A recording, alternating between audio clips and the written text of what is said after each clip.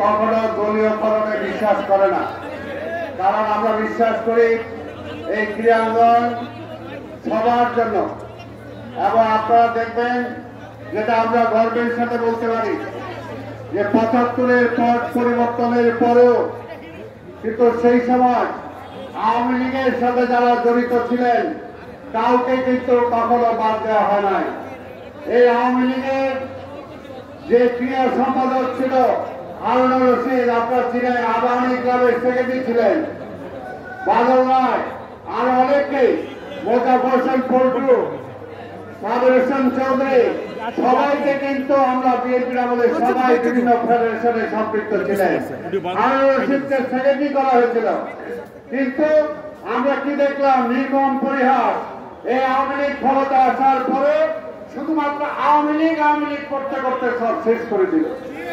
যেটা আজকে যেখানে দুর্নীতিতে ভরে গেছে, আমরা পরিষ্কার বলতে চাই, যাদের স্পোর্টসের সাথে জড়িত না, ক্রীড়াঙ্গনের সাথে জড়িত না, শুধুমাত্র দলীয় কারণে তাদেরকে বিভিন্ন ফেডারেশনের দায়িত্ব দিয়ে লুটপাট করতে দেওয়া হয়েছে, সেই সমস্ত লুটপাটকারীদেরকে আর কোনোভাবেই কোনো ফেডারেশনের জায়গা দেওয়া হবে না।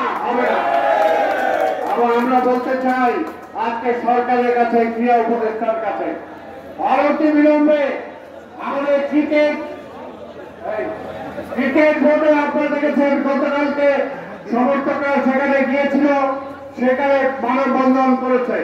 সেখানে একই দাবি, অনতিবিলম্বে ক্রিকেট বোর্ডের যাতে কোন মানি ট্রানজাকশন তারা করতে না পারে, সেটার জন্য সরকারের পক্ষ থেকে তাদের সাইনিং অথরিটি বাতিল করা হোক।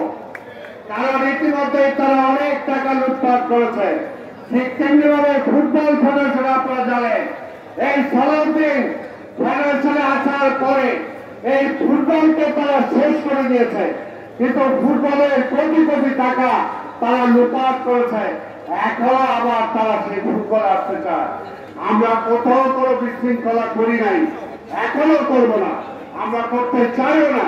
কিন্তু আমরা এই সরকারকে অনুরোধ করব, সেই সমস্ত চোর ডাকাত যারা আছে, বেরিয়া যারা আছে, তাদের কমিটি অনতিবিলম্বে বিলুপ্ত করতে হবে। এবং সেইখানে আজকে এই তত্ত্বাবধানে, সরকারের তত্ত্বাবধানে বিভিন্ন জায়গায় অ্যাডহক কমিটি করতে হবে। এবং অ্যাডহক কমিটির মাধ্যমে পরবর্তী পর্যায়ে নির্বাচন হবে। যেমনি আমরা জাতীয় পর্যায়ে নির্বাচনের জন্য আজকে যে তত্ত্বাবধায়ক সরকার, এটা হলো আমাদের আন্দোলনের ফসল।